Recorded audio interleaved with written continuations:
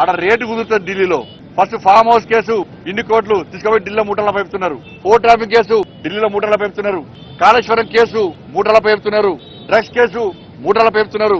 ఇలా విచారణ చేస్తా అని చెప్పి వీరంటున్నారు. కమిషన్లు ఇస్తున్నారు. ఈ విచారణ పూర్తి కాకముందే కేసీఆర్ సార్ ఎవరు గెలవాలి, ఎక్కడ గెలవాలో కలుస్తున్నాడు. ఢిల్లీలో కాంగ్రెస్ పార్టీ నాయకులను 100 కోట్ల రూపాయలు మూటల పెడుతున్నారు.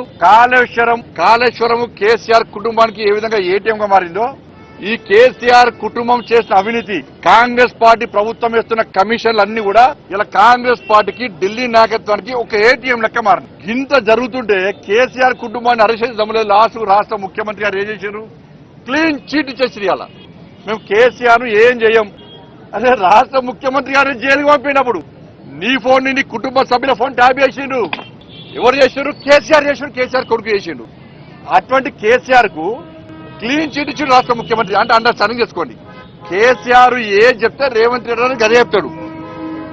కేసీఆర్ గారు ఏం మాట్లాడమంటే రేవంత్ రెడ్డి గారు గదే మాట్లాడతారు.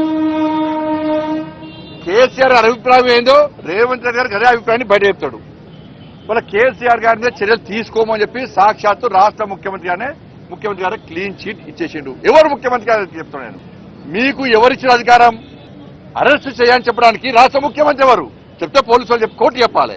అరెస్ట్ చేయాలన్నా వద్దా అనేది ముఖ్యమంత్రి అధికారం ఉందా? అంటే ఇప్పుడు ఏమైంది? అలా అధికారులు మీరు వేసినటువంటి కమిషన్ సంబంధించి ఈ సిట్ కమిషన్ కానీ ఇతర కమిషన్ అధికారులకు ఇండైరెక్ట్ రాష్ట్ర ముఖ్యమంత్రి గారు క్లీన్ చిట్ చేసి మీరు ఏం చేయకండి, మేము టైం పాస్ చేస్తున్నాం, మేము ఎవరిని అరెస్ట్ చేయము.